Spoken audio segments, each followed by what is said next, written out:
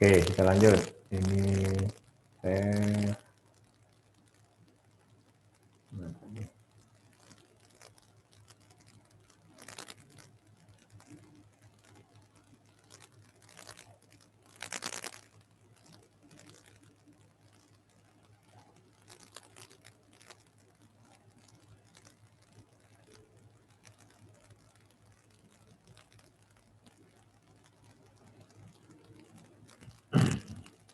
Oke, ini ya, kita lanjutkan ya. Jadi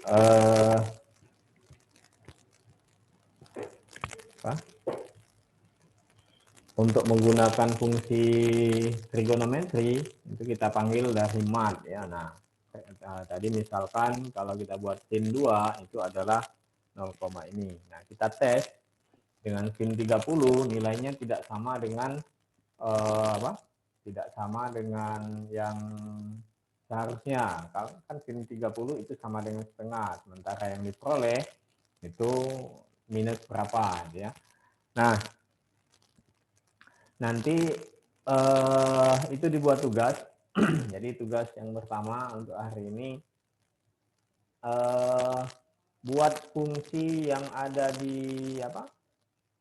Jadi kamu harus mengubah bagaimana supaya dapat kalau kita masukkan sin 30 itu sama dengan setengah. Artinya sin untuk fungsi sin yang ada di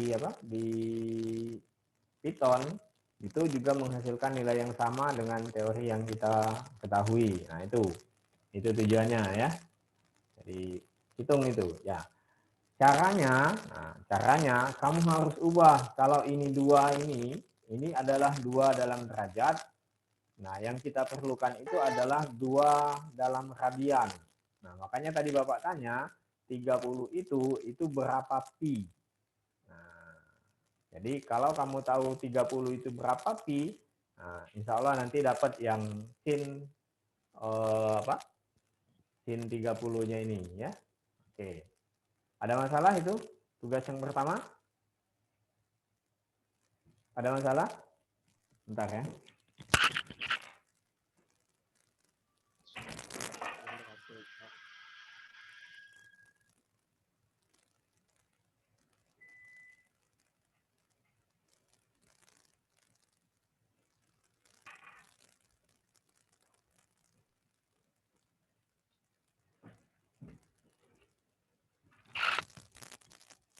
Oke, ada masalah? Kalau ada masalah silakan. Kalau enggak ngerti silakan ditanya. Ada masalah enggak? Jadi idenya, caranya adalah kamu harus mengubah nilai 2 ini menjadi berapa pi. Ya. Nah, itu ada, itu di SMA sudah ya. Oke. Nah, itu fungsi yang ada di dalam Di dalam modul mat ya, fungsi-fungsi yang sudah didefinisikan oleh Python. Nah, selain itu kita bisa membuat fungsi sendiri. Kita bisa membuat fungsi sendiri. Nah, dengan cara seperti apa? Ini ya, dengan menggunakan def. Nah, def ini kita mendefinisikan sebuah fungsi. Baik menggunakan argumen atau parameter ataupun tidak. Nah, kalau yang tadi itu langsung Bapak suruh jalankan di Google Colab ya, di Python ya, bisa langsung kamu coba di copy paste. Nah, kalau yang ini, ini baru Bapak cek gitu ya, baru Bapak tes di Google Colab-nya. Nah, struktur sederhananya dia seperti ini. Ya. Jadi def my function. Nah, fungsi ini adalah definisi kita sendiri. Ya. Hasilnya nanti seperti apa? Itu ya. Contoh misalkan ini def greeting. Nah, jadi definisikan fungsi untuk memberi nama fungsinya adalah greeting.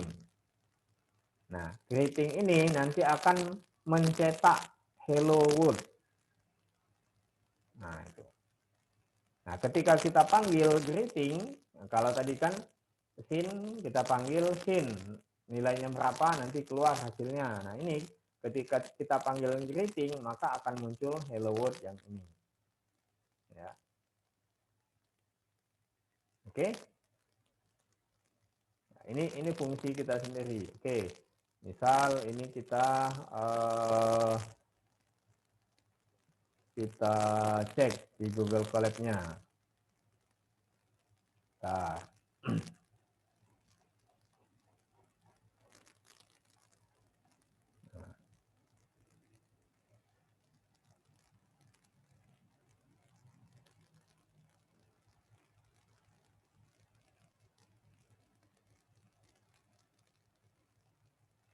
Nah, ini ya.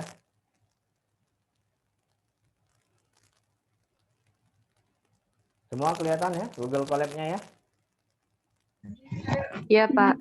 Ya. Oke. Nah, ini. Jadi dev. Nah, kita gunakan dev ya. Dev, misalkan nama fungsinya beri salam misalkan. Ya, terserah kita. Ya. Terserah kita mau apa namanya. Namanya saja fungsi sendiri. Kalau yang sin tadi itu sudah ada di Python. Nah, tinggal gunakan saja walaupun sebenarnya kita bisa membuat definisi sendiri. Ya. Kita customize dia untuk menghasilkan sesuai yang kita inginkan. Nah, itu bisa. Ya, nah, sekarang nama fungsinya adalah beri salam misalnya. Nah, ini.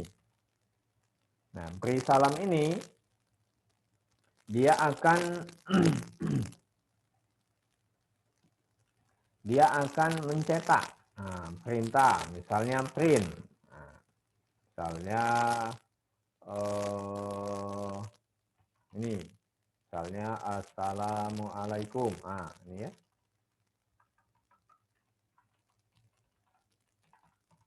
Nah, ini. Jadi kita definisikan beri salam itu dengan seperti ini. Nah, untuk memanggilnya, kita tinggal panggil di sini beri salam. Nah, ya. Nah, kita cek.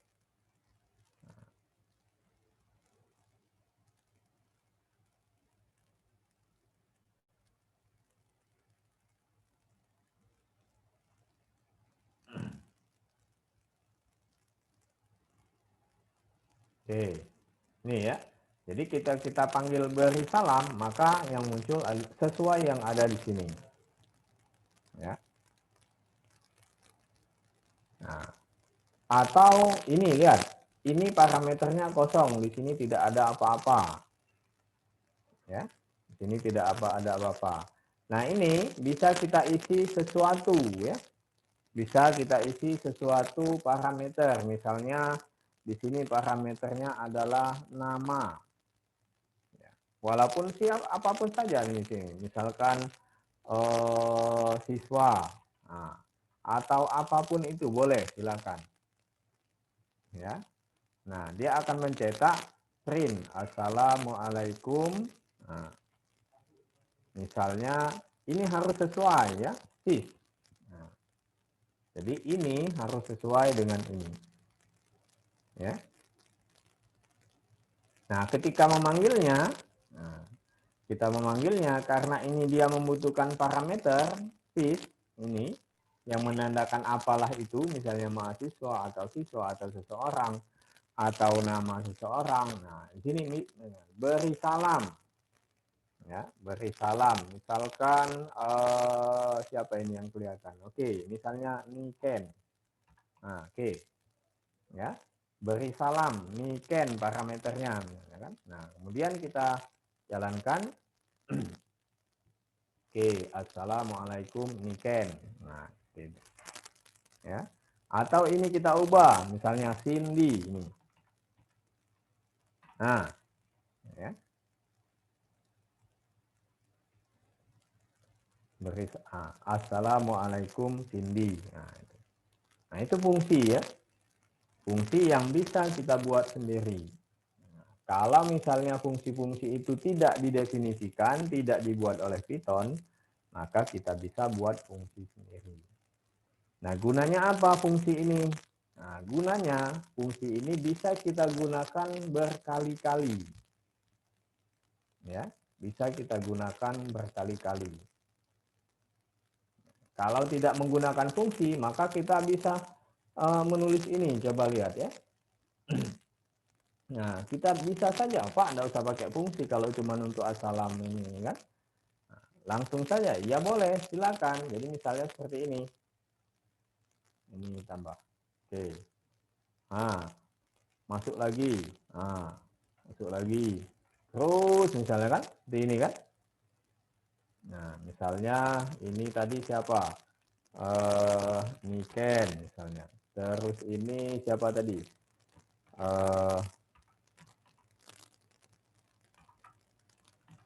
Cindy. Terus siapa ini? Terus siapa lagi yang kelihatan yang matanya bergerak-gerak ini kan? Nah, Pira. Kalau matanya tidak bergerak-gerak, tidak ada orangnya itu. Desa misalnya ya.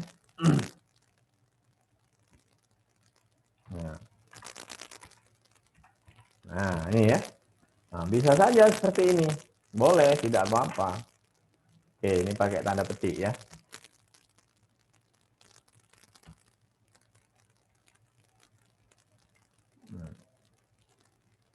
Nah, bisa saja. Akan tetapi, kalau jumlah mahasiswanya ada 1000, nah, masa kamu harus ngetik satu-satu? Kan enggak kan? Itu bukan kerja dengan komputer, tapi kamu dikerjai komputer. Nah, iya kan? Memanualkan komputer itu. Padahal tujuan kita menggunakan komputer itu bisa supaya buat otomatis. Bisa dia membantu kerja kita. Kalau bisa masih ketik satu-satu, nah, nggak usahlah pakai komputer, kita tulis saja kan. Nah, itu ya. Nah, supaya untuk mengatasi kesulitan yang itu, nah kan polanya sama ini kan. Assalamualaikum Niken, Tindi, Vira, Desa, kan sama kan. Kalau ada 1000 mahasiswa kan tinggal ganti nama saja kan. Nah, untuk itu kita butuh yang namanya fungsi ini supaya kita bisa buat. Bagaimana caranya? Ya.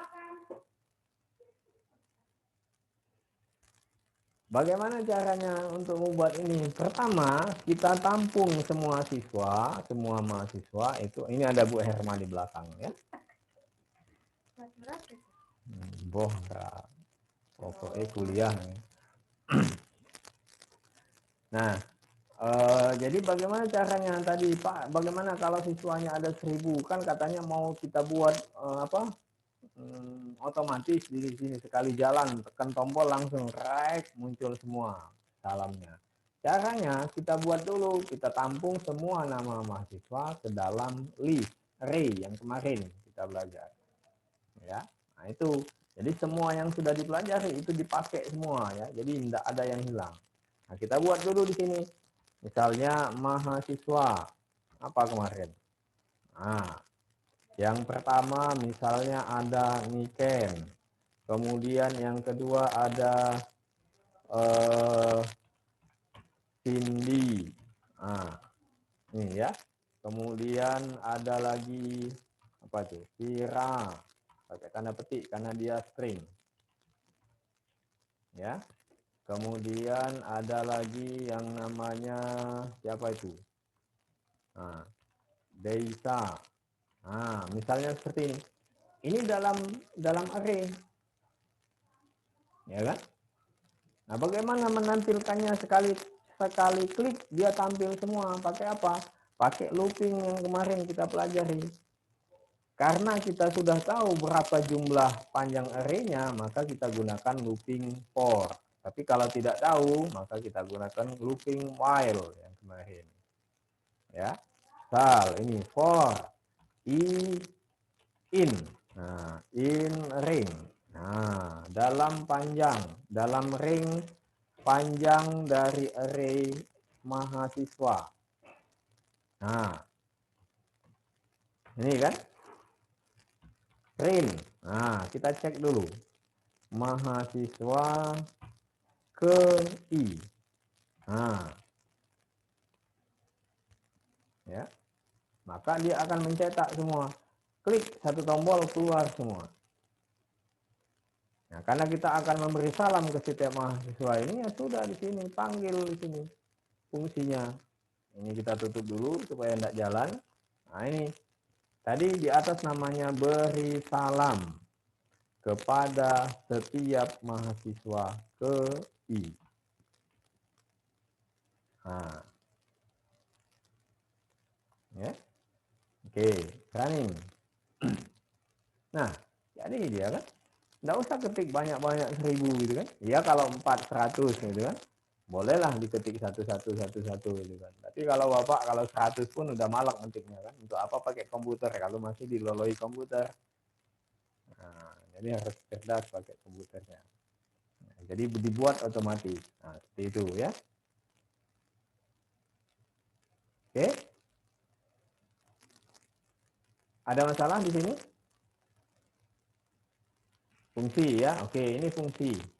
Nah, kemudian selain ini kan ini bukan untuk katakanlah untuk mengolah data 1+1 atau sebagainya fungsi matematika. Nah, apa tuh?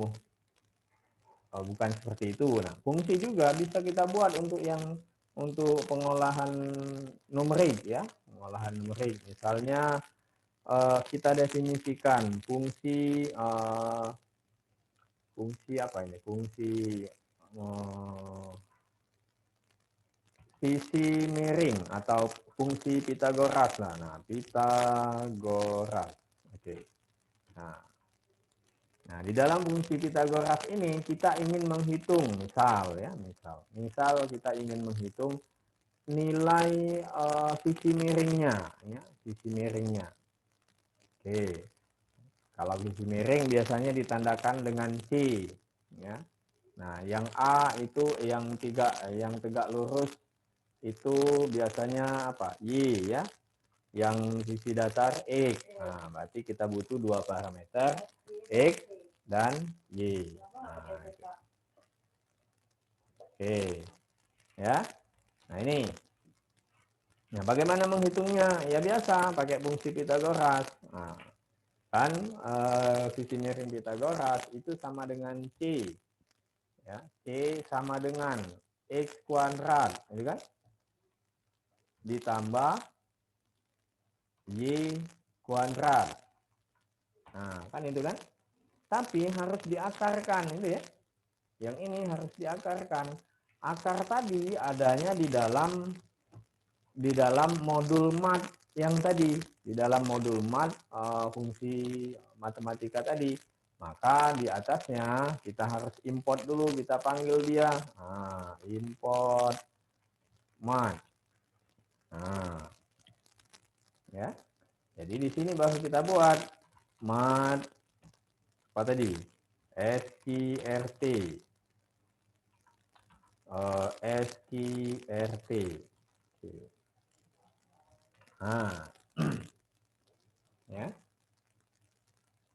Kita cetak nilainya. Kalau enggak, kita kembalikan. Nah, jadi kalau nilai hasil dari fungsi itu akan kita gunakan untuk sesuatu yang lain, maka disarankan jangan dicetak, di return saja.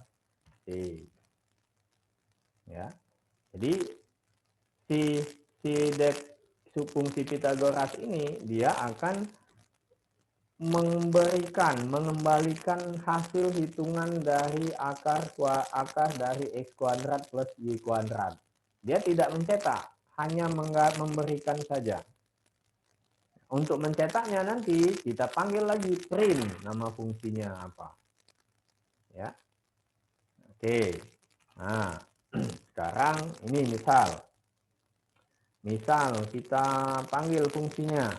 Misalnya ini kita tampung dalam variabel sisi miring sama dengan miringnya sama dengan kita hitung dari fungsi Pitagoras.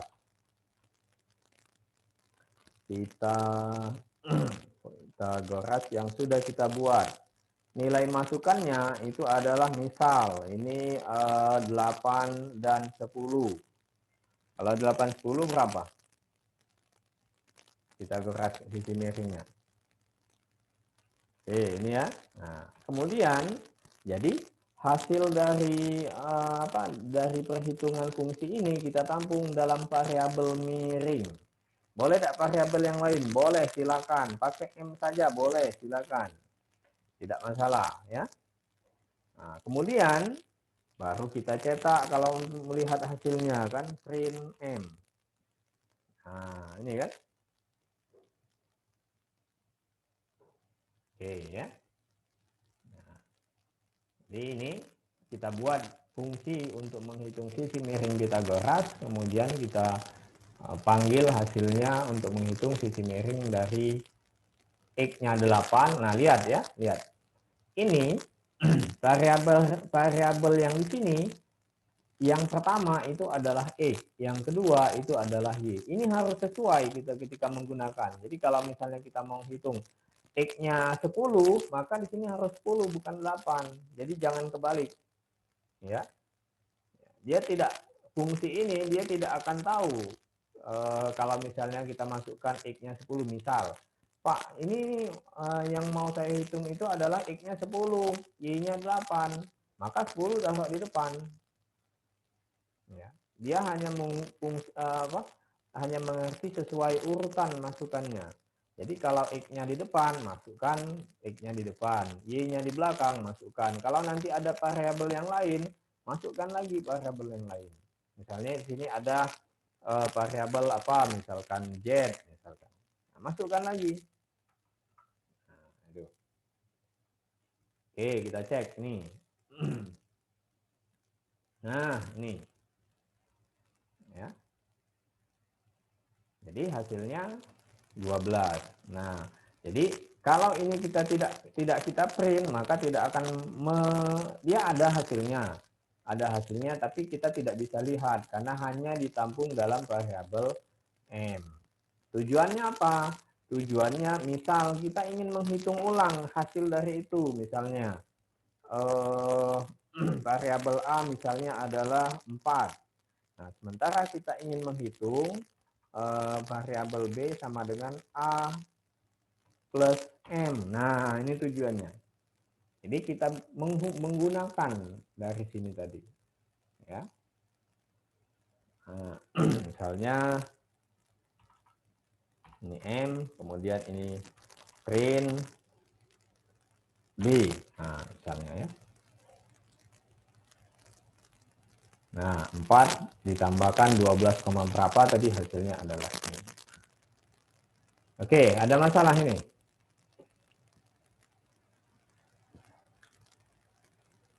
Ada masalah? Pak, boleh jelaskan lagi tentang return, dok? Return ini dia hanya mengembalikan hasil dari fungsi itu saja. Nah, itu. Nih, ya. Jadi karena hasilnya ini adalah ditampung dalam variabel C, maka dia hanya mengembalikan nilai C saja. Setelah itu, terserah mau diapakan oleh perintah selanjutnya. Nah, ya kan? Terserah mau diapakan. Nah, ini kan kita gunakan hasilnya itu dalam ini. Tapi kalau misalnya, misal di sini fungsi kembaliannya adalah, coba kita cek. Print C. Nah, kan? Jadi fungsi Pitagoras ini menghasilkan perintah untuk mencetak C, ya kan? Nah, ini kan. Nah, sekarang kita tampung dalam variabel M. Apa yang terjadi ini kalau kita lihat? Lihat. Ya. Tidak support untuk operator tambah, integer dan non tipe. Nah, lihat di sini. M-nya ini tipenya adalah string, kemudian B tipenya adalah integer. Ini tidak bisa dijumlahkan. Nah, ini tidak salah di sini, ya. Di sini juga tidak salah. Salahnya di sini. Kenapa integer dan string itu dijumlahkan? Nah, itu maksudnya ya. Nah, makanya tadi supaya ya tergantung kita mendefinisikan membuat fungsi itu untuk tujuan apa. Kalau cuman ya sebatas misalnya keluarannya string, ya sudah string saja. Tapi kalau misalnya hasilnya mau kita gunakan untuk menghitung lagi yang lain, maka ya, pakailah return. Ya. Ini.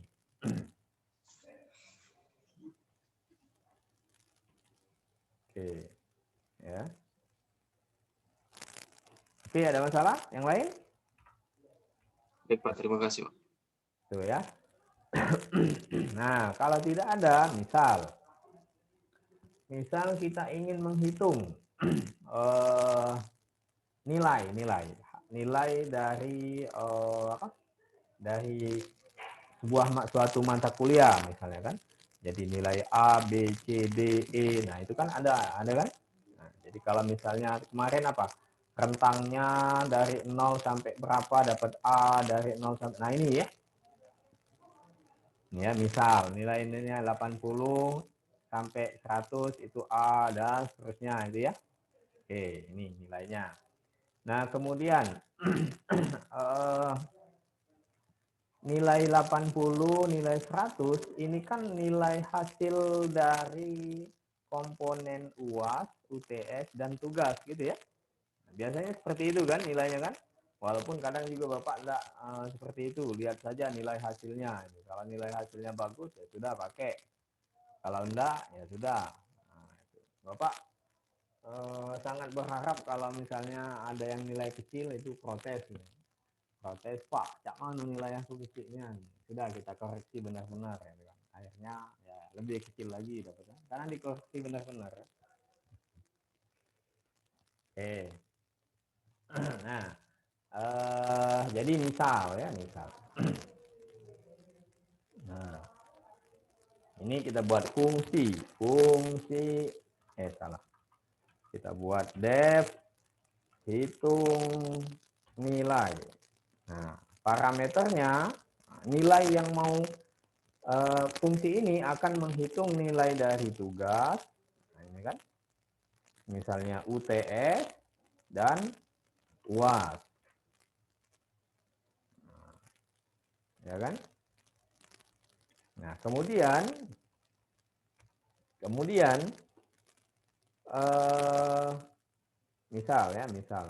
misal nilainya itu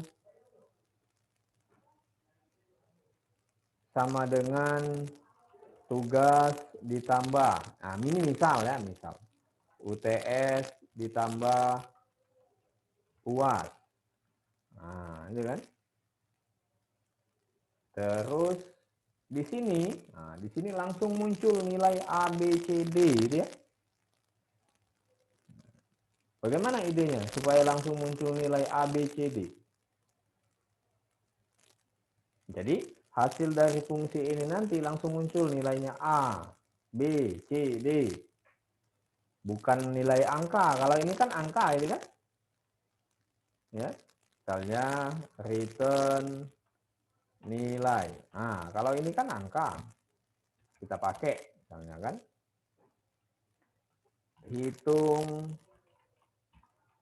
Hitung nilai. Misalnya tugasnya dapat 50. UTS-nya dapat 80, kemudian UAS-nya dapat 75. Print. Salah, langsung di sini saja, ini boleh sini. Nah, print.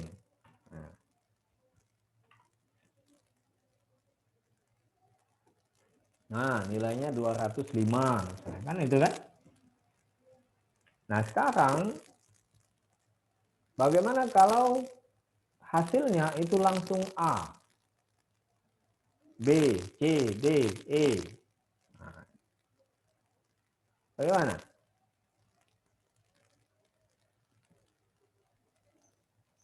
Pakai fungsi if. Pakai fungsi if. Oke, jadi masukkan fungsi if yang ada di dalam ini dari tugas sebelumnya kan?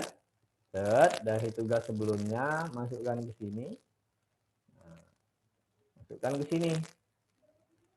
Itu untuk dapat nilai A, B, C, D gitu kan?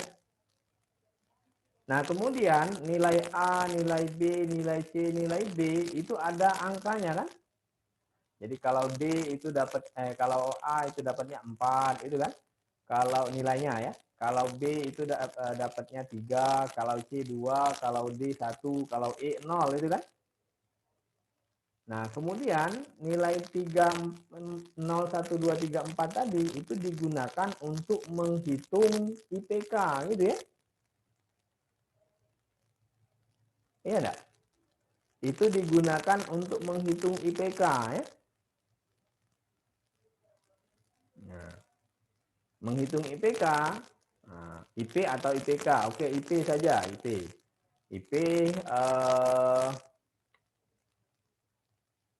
menghitungnya bisa kan menghitung IP? Bisa enggak? Halo, bisa enggak menghitung IP? Rahma, bisa enggak? Bowo, bisa enggak menghitung IP? Manual, Pak, tapi aku ngitung IP, Pak. Bisa enggak? Yang penting bisa Bisa, Pak, enggak? tapi Bisa ya. Iya, harus bisa menghitung IP. Jangan mentang-mentang lah dihitung oleh komputer di IP dia talak ke baik kan? Ya, Pak, bentilah untuk apa lagi nak ngitung IP? Kan dihitung oleh uang itu kan? Kalau misalnya, oke, enggak apa-apa, ya sudah kalau misalkan nak ditalak, tidak usah dihitung. Kalau nanti suatu saat kamu disuruh buat sistem yang seperti itu, nah bagaimana kan? Itu kan? Oke, itu yang lebih jauh, Pak. Yo pula kalau aku jadi macam itu kan. Nah, kalau misalnya hitungan komputer itu salah, nah bagaimana? Kan itu tujuannya mengecek ya. Oke. Maksudnya begini. Jadi ini tugasnya. Nah, ini tugas. Ini kita pertemuan ke berapa? Kelima ya? Kelima atau keenam? Pak. Hah? 5. Kelima. Artinya 5, Pak. ada 2 pertemuan lagi ya. Oke, 2 pertemuan lagi. Oke. Ini adalah tugas untuk UTS. Ya, ini tugas untuk UTS. Jadi hitung estimasi kamu lulus di semester keberapa dengan menggunakan ini tadi. Jadi misalnya kamu semester ini ada 10 mata kuliah atau 8 mata kuliah. Salah satunya misalnya. Salah satunya adalah fisika komputasi. Nah, di fisika komputasi itu nilainya adalah dari tugas UTS UAS misalnya kan. Nah, untuk menghitung nilai dari fisika komputasi itu kamu harus menghitung. Misal ini ya, misalkan saja catat nilai UTS-nya itu 30%. Nilai UAS-nya itu 40%. Ya. Dan nilai tugasnya itu 30% juga. Nah, itu ya. Misal ini fisika komputasi. Jadi, kamu buat fungsinya, yang dari fungsi itu nanti keluar langsung nilai dalam huruf. Ya. Nilai dalam huruf. Nah, kemudian nilai dalam huruf tadi diubah ke menjadi apa? Menjadi nilai angka. Ya, menjadi nilai angka 4, 3, 2, 1, 0. Yang itu nanti digunakan untuk menghitung IP kamu per semester. Nah, jadi nanti kamu pakai fungsi itu, fungsi hitung nilai itu untuk mata kuliah fisika komputasi, yang lain misalnya fisika dan ilmu tauhid, fisika kuantum, yang lain itu untuk semester ini diambil, dihitung semuanya, semua mata kuliah tadi. Nah, kalau nak ngitung dewek kan manual, pening juga kepala kan. Nah, sekarang kita pakai komputer. Nah, kamu hitung itu. Untuk setiap mata kuliah yang kamu ambil di semester ini, hitung nilainya dan hitung IP-nya berapa. Ya. Nanti dari IP di situ kan muncul berapa kriteria SKS yang bisa diambil untuk semester depan, gitu kan? Nah, yang jumlah kriteria yang bisa diambil, nah itu yang melanjutkan sama seperti tugas yang kemarin, minggu kemarin. Ya. Jadi dari sana baru kelihatan kamu kemungkinan lulus di semester berapa. Paham? Kalau enggak paham, nanti Paham, silakan didengarkan ulang di rekamannya ya, nanti Recording. Bapak upload di YouTube. Nah, itu UTS-nya ya. Itu UTS-nya. Itu UTS-nya. Jadi minggu depan pertemuan ke-6, ke-7, nah, itu silakan absen saja. Nah, itu sudah UTS-nya di sana.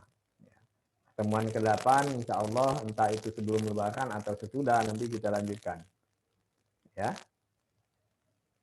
Nah. Oke, ada yang ditanya?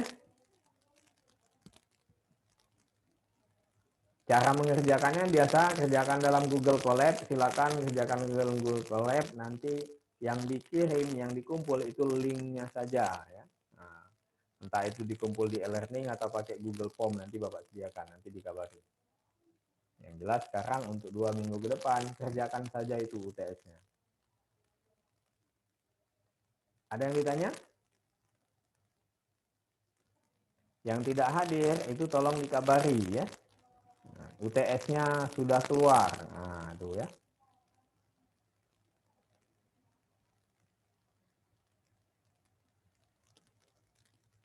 Ada masalah?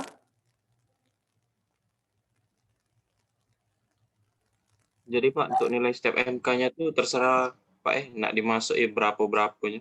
Ya, yang jelas untuk menghitungnya itu harus menggunakan fungsi itu. Mau kamu masukkan 100 semua enggak apa-apa. Ya, Pak. Ya kan? Itu misal saja kan Ya. ya. Kamu berbesar hati lah kan, walaupun enggak dikasih dosen A, B, C, D, misal enggak dikasih dosen 100 semua. Nah, kamu buatlah sendiri. Misal aku dapat 100, tugas 100, UTS 100. Misal kan itu kan. Nah. Oke? Iya, Pak. Bisa ya? Oke. Bisa atau enggak nanti silakan. Silakan dikerjakan. Silakan gunakan semuanya yang apa? Yang digunakan untuk mengerjakan UTS ini semua yang sudah kita pelajari. Tidak yang belum tidak. Fungsi juga sudah, if juga sudah. Nah, ya, kondisi untuk looping untuk 10 misalnya untuk menghitungnya kamu tidak menghitung satu-satu, kamu tampung dalam array misalkan, silakan boleh. Yang jelas kamu dapat estimasi